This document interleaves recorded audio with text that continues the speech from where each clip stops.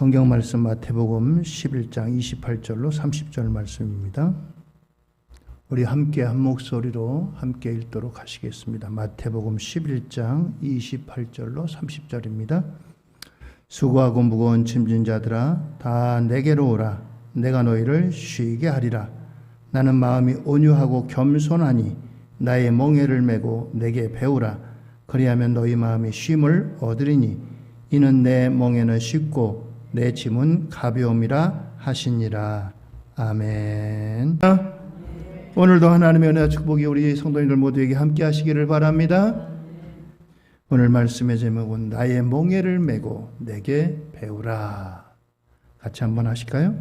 나의 멍에를 메고 내게 배우라. 할렐루야. 그렇습니다. 나의 멍에를 메고 내게 배우라. 예수님 당시에 참 사람들이 힘들었던 것 같아요. 그때만 힘들었겠어요? 지금도 힘들죠. 그래서 예수님께서는 이제 피곤하고 지친 사람들을 향해서 이렇게 부르십니다. 마태복음 11장 28절입니다. 수고하고 무거운 짐진 자들아 다 내게로 오라. 내가 너희를 쉬게 하리라. 그렇습니다. 시대를 막론하고 어느 시대나 다 피곤하고 지친 게 우리 인생들입니다. 제가 목회를 처음 시작한 게 전라남도 진도라고 했잖아요. 근데 그때 이제 우리 딸이 우리 세연이만 했어요. 지금 세연이만 했는데 그 동네 그래도 제법 그때 당시에 이제 성희보다 조금 나이들 더 먹은 조금 초등학생 또는 초등학교 들어가기 전에 애들이 있는데 어느 날 모여서 노는데 어느 사내애가 그래요. 아이고 뻗친 거 그래요. 뻗치대요. 뭐가 뻗쳐? 뻗친 게 뭐요? 그랬더니 뻗친 게 피곤하다는 거예요. 사투리로다. 뻗친 게 피곤하고 지친다 그런 뜻이. 조그만 어린이도 피곤하고 지치다는 거예요. 뭐 노느라고 피곤하고 지친지 아무튼 그렇습니다. 우리 인생들이 다 피곤하고 지친 게 우리네 인생들입니다. 우리네 인생들은 태어나면서부터 갖가지 무거운 짐의 멍에를 지고 살아갑니다. 죄의 멍에도 있고요. 율법의 멍에도 있고요. 또 가장의 멍에도 있고요. 또 자기가 원치 않지만 장남의 멍에도 있고요. 또 장녀의 멍에도 있고 그 밖에 이제 기업을 담당하는 기업 총수 CEO의 멍에도 있고요. 부모가 돼 보니까 부모의 멍에도 있어요. 이런 크고 작은 멍에들이 우리의 어깨를 짓누르고 살아갑니다. 이 무거운 짐을 언제 벗겠어요? 주님께서 우리 부르시는 그날까지는 이 멍에를 내려놓을 날이 결코 없습니다. 오늘 예수님께서 부르신 수고하고 무거운 짐자들아 다 내게로 오라 라고 말씀하신 것은 어느 특정한 계층의 특정한 사람들만, 특정한 시기의 사람들만을 부른 것이 결코 아닙니다. 옛날이나 지금이나 남자나 여자나 노인이나 소년이나 할 것 없이 모두를 향해서 부르시는 주님의 부르심입니다. 주님께서 보실 때는 모든 사람들이 수고하고 무거운 짐을 지고 살아가는 지치고 피곤한 인생이기 때문에 그들에게 쉼이 필요하셨다는 거죠. 오늘 이렇게 세상의 모든 사람들을 초대하시고 주님께서는 쉼을 주시겠다라고 말씀하십니다. 오늘 우리에게 그 비결을 함께 말씀으로 생각해 보려고 합니다. 첫째는 참된 쉼이 어디 있느냐? 오직 예수 안에서라고 하는 것입니다. 사람들에게 있어서 여러 가지 이 무거운 짐을 지고 있는데 그 중에서 가장 무거운 짐은 무슨 짐이냐? 죄의 짐이라고 하는 짐입니다. 죄라고 하는 짐은요, 결코 가볍지 않습니다. 우리 인생을 억누르는 중압감이 있습니다. 무거운 짐을 질 때 이 무거운 짐에 의해서 허리가 굽혀지고 허리를 펼 수 없고 이것 때문에 위에서 누르는 중압감이 있잖아요. 이 죄라고 하는 게 마치 그렇습니다. 인류 최초로 죄를 지은 사람은 다름이 아니고 처음 사람 아담과 하와입니다. 하나님의 말씀에 불순종해서 그들은 죄를 범했어요. 죄가 뭐냐? 하나님 말씀대로 하지 않는 게 죄입니다. 하나님 말씀에서 벗어난 게 죄예요. 하나님이 하지 말라고 하신 걸 하는 게 죄고 하나님이 하라고 했는데 하지 않는 게 죄인 겁니다. 아담과 하와가 하나님께서 동산 중앙에 있는 저 실과는 먹지 마라. 먹는 날에는 죽는다. 라고 하셨는데 그들이 그만 그것을 먹고 말았어요. 그 일로 말미암아 남자는 열심히 땀을 흘려야 됐습니다. 그리고 여인은 해산의 고통을 받아야 됐습니다. 그리고 남녀 공이 모두가 다 죽음의 이와 같은 늘 중압감에 시달리게 되는 겁니다. 이것이 모든 사람들, 모든 죄인들이 가지는 무거운 짐입니다. 죄는 사람으로 하여금 죽음의 공포 속에서 안식 없는 삶을 살아가게 합니다. 또한 이스라엘 백성들은 거기에다가 또 다른 형태의 짐을 가지고 있습니다. 이스라엘 백성들에게 하나님께서 원래 주신 율법은 하나님께서 그들에게 복을 주시려고 너희들이 어떻게 하면 복을 받을지 이제 말씀 안에 거하라. 이 말씀에서 벗어나지 마라. 그러면 너희들이 복을 받게 된다. 하고 주신 게 율법인 거예요. 그런데 그 율법이 도리어 그들에게 무거운 짐이 됐습니다.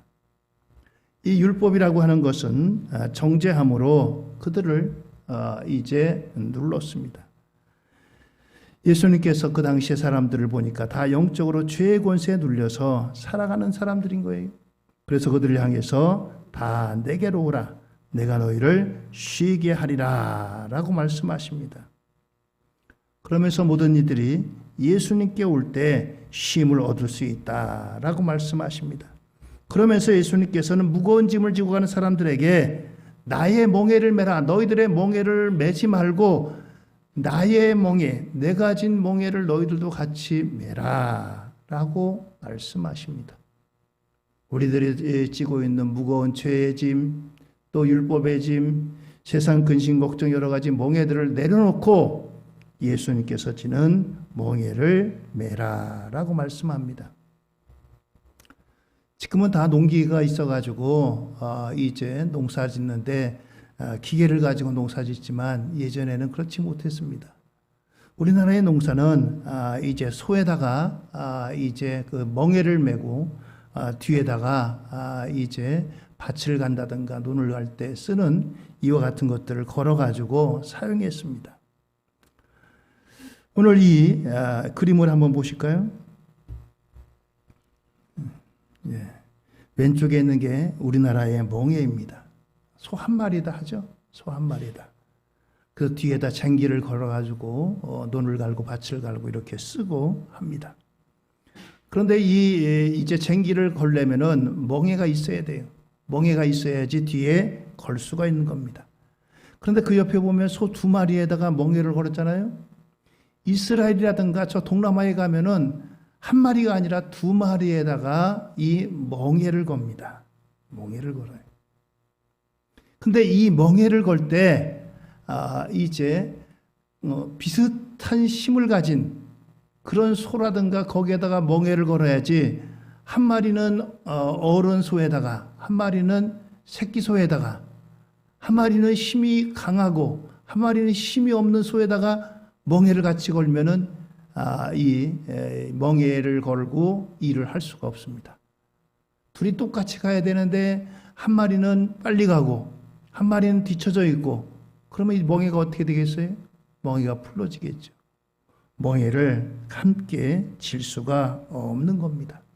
그래서 멍에를 지울 때는 같은 짐승으로 같은 소면 소나 말, 소나 마기 이런 식으로 하면 안 됩니다. 그리고 같은 힘을 가진 이러한 짐승끼리 이 멍에를 매야지 함께 일을 하는데 효율적으로 일을 할 수가 있는 겁니다. 자, 그래서 예수님께서 나의 멍에를 너도 매라 라고 하신 이 말씀은 이 이스라엘의 두 마리 소에게 멍에를 매는 것을 우리에게 말씀하시는 거예요. 우리 문화권에서는 근데 잘 이해가 안 되죠. 멍에는 혼자 매는 거지 멍에를 뭐 둘이 같이 매? 그러니까 이스라엘의 멍에 매는 거하고 우리나라의 멍에 매는 거하고 차이가 있어서 우리가 그걸 잘 이해가 안 될 때가 있습니다. 그런데 이제 멍에는 둘이 함께 매는 거라는 거죠. 예수님께서 이미 무거운 멍에를 매셨다는 거예요. 예수님이 멍에를 매신 그 멍에를 너도 같이 메고 같이 가자. 이미 무거운 것을 예수님이 감당을 하신 거예요. 우리는 그저 멍에를 얹기만 하면 됩니다. 그래서 예수님께서는 이 멍에를 함께 매자라고 말씀하십니다. 예수님께서 우리 대신 지신 무거운 짐은 죄의 짐인 십자가를 지신 거예요. 예수님께서 십자가에 달려 돌아가심으로 우리 죄를 사하시고 우리를 모든 율법의 저주에서 다 우리를 해방시킨 겁니다. 오늘 이와 같이 예수님께서 이 무거운 죄의 문제를 해결해 주신 멍에를 매셨다는 거예요. 그러니 우리도 예수님께서 지신 이제 멍에를 함께 지고 따라가면 되는 것입니다. 자, 그런데 예수님께서 이 무거운 이제 죄의 짐인 십자가를 어떻게 지셨느냐? 마태복음 11장 29절입니다. 나는 마음이 온유하고 겸손하니 나의 멍에를 메고 내게 배우라. 그리하면 너희 마음이 쉼을 얻으리니 라고 했습니다. 예수님의 마음이 온유하고 겸손하시다라고 하는 거예요. 예수님의 마음은 이제 온유하다는 것은 친절하고 동정심 있는 마음을 말합니다. 남이 아프거나 남이 연약하거나 남이 힘이 부족하거나 남이 뭔가 누군가의 도움을 요청할 때 그것을 이제 그냥 보지 않는, 그리고 외면하지 않는 이제 바라보는 그러한 마음이 측은하게 여기는 마음입니다. 예수님의 마음이 바로 그런 마음이라는 거죠. 예수님이 우리 인생들을 볼 때 한결같이 죄의 무거운 짐을 지고 갑니다. 율법의 무거운 짐을 지고 갑니다. 그래서 율법 때문에 죄 때문에 허덕이고 있어요. 그래서 예수님께서 십자가를 지신 겁니다. 저와 여러분들을 십자가로 말미암아 이 죄의 짐에서, 율법의 짐에서 우리를 속량시켜 주셨다고 했어요. 자유케 해 주셨다고 했어요. 가볍게 해 주셨다고 하는 겁니다. 할렐루야. 이것이 바로 복음인 거예요. 예수님이 나 대신에 죄의 짐을 대신 지신 겁니다. 그것은 예수님이 온유하시기 때문이에요. 그래서 우리가 같이 이와 같이 이 예수님의 온유한 마음을 가져야 됩니다. 인도라고 하는 나라는 종교가 얼마나 많은지 몰라요. 그 중에서도 힌두교라고 하는 종교가 대표적인 인도의 종교입니다. 썬다싱이라는 사람은 원래 힌두교 신자였는데 선교사들의 복음을 듣고서 그가 기독교로 개종을 했습니다. 어느 추운 겨울날 썬다싱과 동료 수도사가 산을 넘어서 수도원으로 가는 길이었어요. 그날따라 눈이 많이 왔고 바람이 불고 춥고 그런 날씨였습니다. 두 사람이 열심히 길을 걸어가는데 이제 지나가다 보니까 누군가가 넘어져 있는 거예요. 보니까 사람이 이 추위에 이제 길을 잃고 헤매다가 아마 힘이 없어가지고 넘어진 것 같습니다. 같이 가는 수도사가 얘기하기를 저 사람 저렇게 죽은 거 자기 운명이고 팔자니까 우리는 가던 길 빨리 갑시다. 우리 빨리 가야지. 우리가 늦게 가면은 자칫 잘못하면 우리도 저 사람처럼 저렇게 되니까 빨리 갑시다. 그러는 거예요.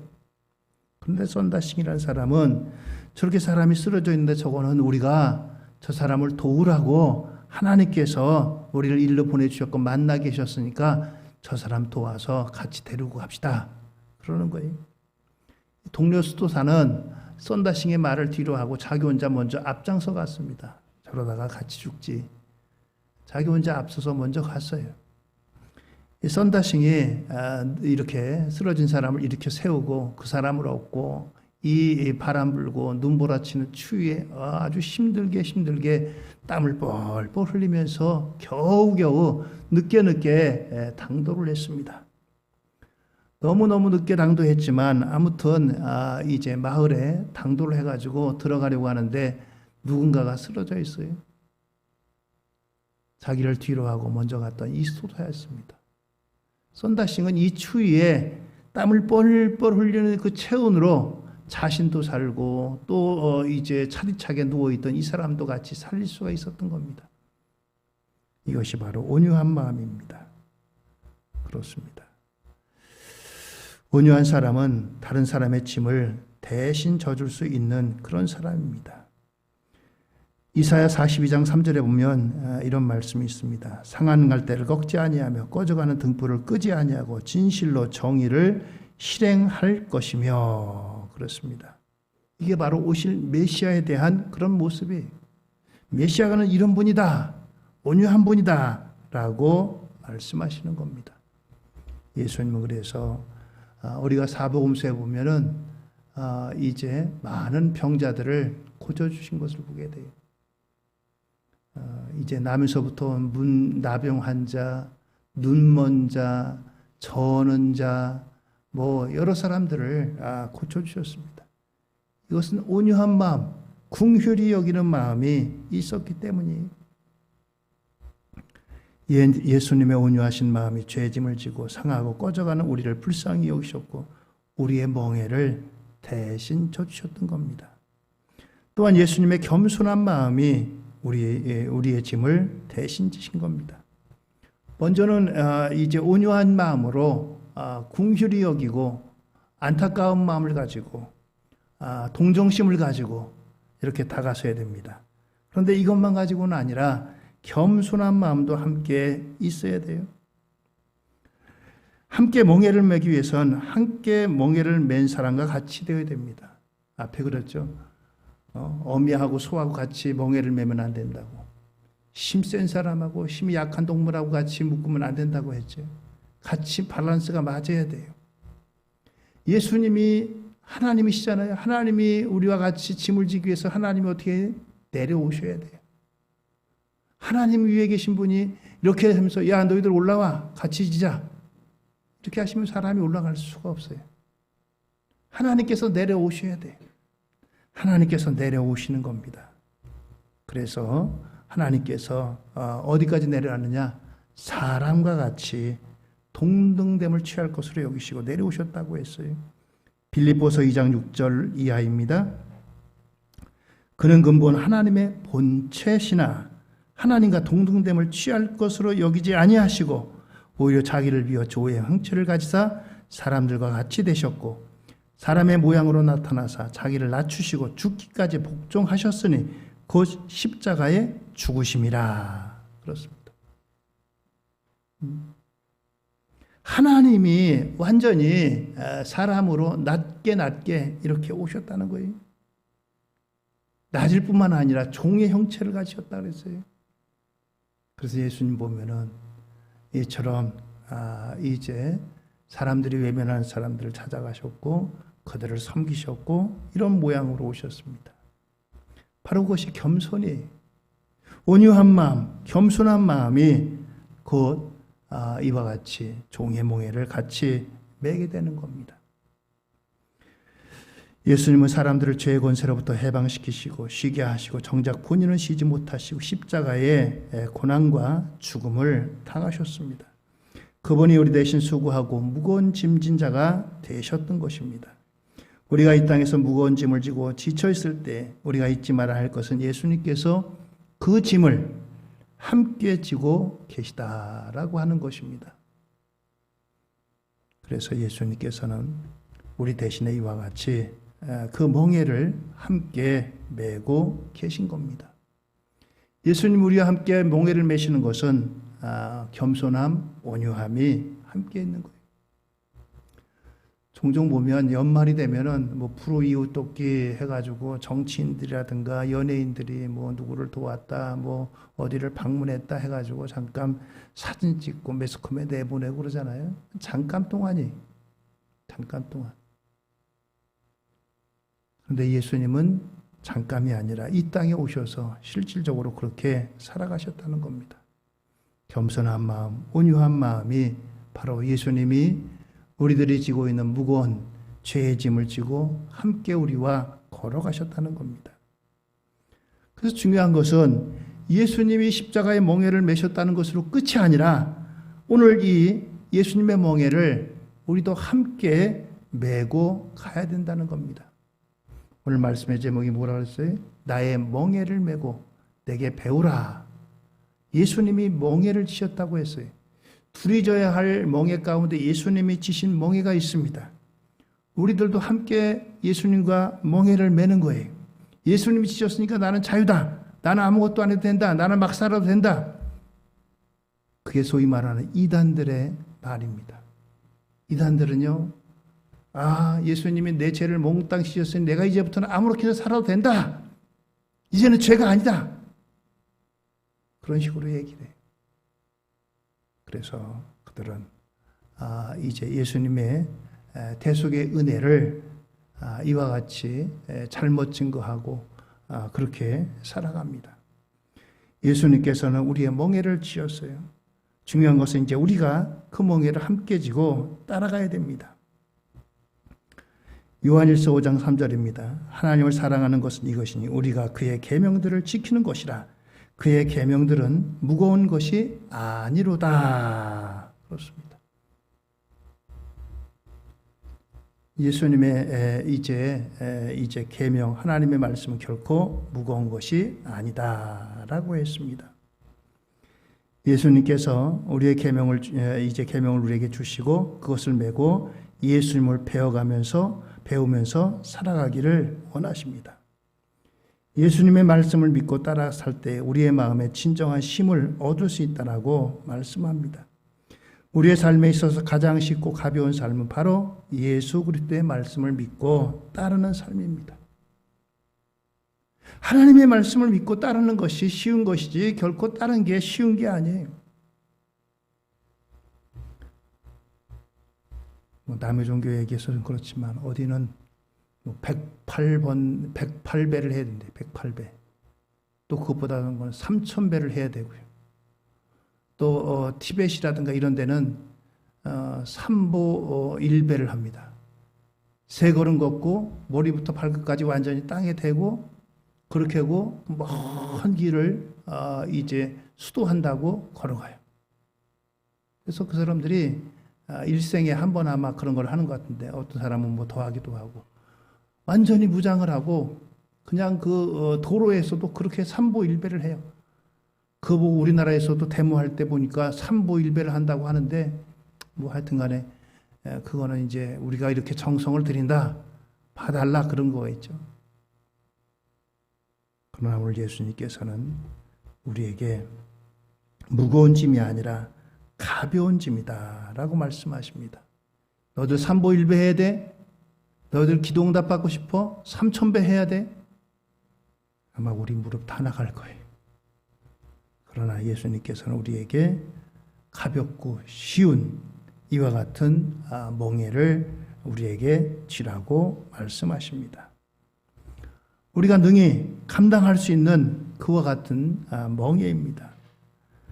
이 예수님의 멍에를 함께 우리가 지기 위해서는 예수님이 가지셨던 온유함과 겸손함을 소유해야 됩니다.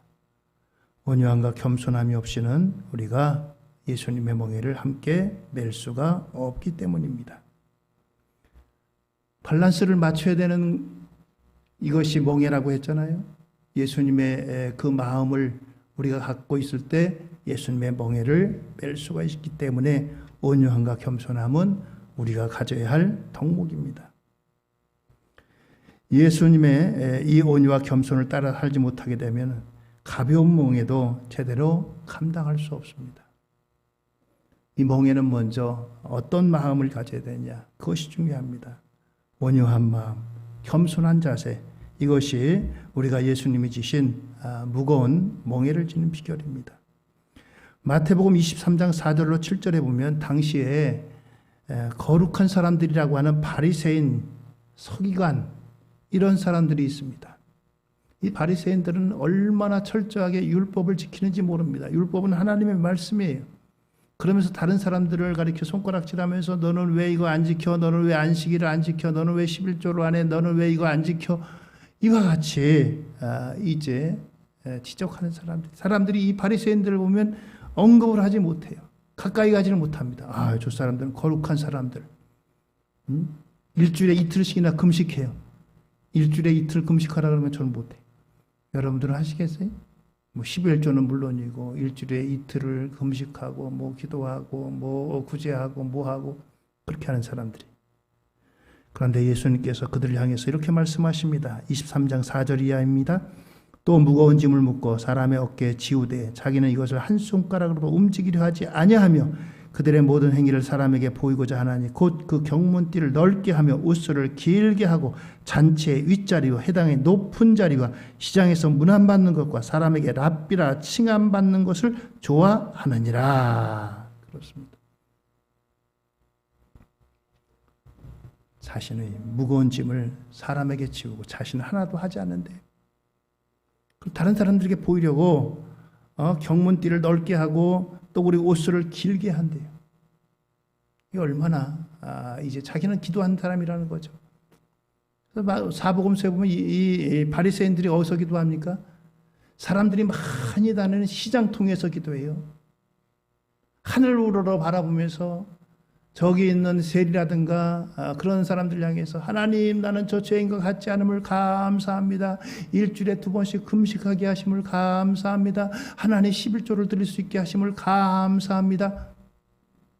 자기 자랑하는 거예요. 자기 자랑. 난 이렇게 기도 많이 하고 난 이렇게 많이 구제하고 나는 이렇게 하나님 앞에 11조를 드리고 경건하고 나는 일주일에 2번씩 금식하고 나는 저 세리나 죄인들처럼 저렇게 살지 않고 자기를 드러내는 거예요. 마음은 멀리 있어요. 그러나 사람들이 모이는 잔치 자리에는 제일 윗자리에 상석에 앉으려고 합니다. 시장에서 문안받는 것을 좋아하고 사람들로부터 선생님 소리 듣기를 좋아합니다. 여기에는 온유한 마음이 없어요. 겸손한 마음은 더더욱 없고요. 예수님의 멍에를 같이 매려면 겸손과 온유가 같이 있어야 됩니다. 온유한 마음이 겸손한 마음이 없는 거예요. 그들은 예수님의 멍에도 매지도 않을 뿐만 아니라 멍에를 맬 수도 없는 겁니다. 그래서 우리는 예수님의 온유한 마음을 배워야 됩니다. 성경에 보면 이스라엘 백성들을 향해서 목이 곧은 백성이라고 했어요. 목이 곧은 백성이라는 건 뭡니까? 겸손하지 않다는 거예요. 고개를 숙일지 모른다는 거예요. 온유하기 위해서는 따뜻해야 됩니다. 부드러워야 됩니다. 온유한 마음으로 말씀을 실천하며 살아갈 때 예수님의 멍에를 메고 쉼을 얻을 수가 있는 것입니다. 그리고 겸손한 마음을 배워야 된다고 했어요. 내 자신을 비우고 겸손히 주님께서 주신 멍에와 짐을 감사함으로 맬 수 있어야 됩니다. 하나님이 사람이 살고 있는 사람이 처한 그 밑바닥까지 내려오신 것이 바로 겸손함이에요.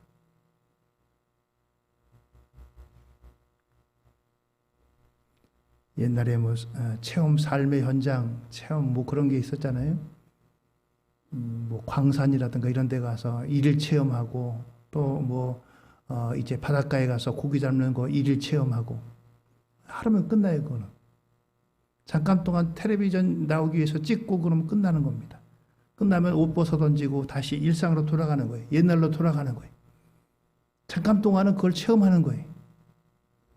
그러나 예수님은 잠깐 동안 체험하는 게 아니라 실제로 그렇게 사셨어요. 능력이 있음에도 불구하고 하늘 보자 하나님의 자리에 있어야 될 영광 받으시고 존귀함 받으시고 그래야 될 분이 오히려 섬김을 이 땅에서 실천하러 겸손하게 내려오셨다는 겁니다. 그렇습니다. 선거 때만 되면 정치인들이 바쁘잖아요. 생전 안 가는 시장 통에 가서 뭐 순대 사 먹고 뭐 사 먹고 뭐 서민 흉내 내고 속지 마세요, 여러분들. 예? 저 사람 서민 같으네. 평소에 좀 그렇게 하지. 선거 때만 되면 잔뜩 기자를 데리고 가서 뭐 흉내 내고 사진 찍고. 예수님은 그게 아닙니다. 실제로 그렇게 내려오셨어요. 그래서 겸손함으로 온유함으로 무거운 짐을 대신 지셨고, 오늘 우리에게 내가 무거운 짐 졌으니 이제부터는 너는 가벼운 멍에만 매면 된다. 나와 함께 가자. 나와 함께 동행하자. 주님 말씀하십니다. 멍에를 매는 것은 주님과 함께 동행하는 겁니다. 무엇으로 동행하시겠어요? 말씀과 기도로 동행하시기를 바랍니다. 매일같이 여러분들에게 말씀과 기도로 동행하심으로 오늘 주님이 나를 위해서 십자가 지시고 무거운 멍에 대신 지시고 우리에게 쉼을 주시는 이 주님과 동행하는 귀한 역사가 이 가을에 우리 성도님들 모두에게 함께하기를 주의 이름으로 축원드립니다. 할렐루야.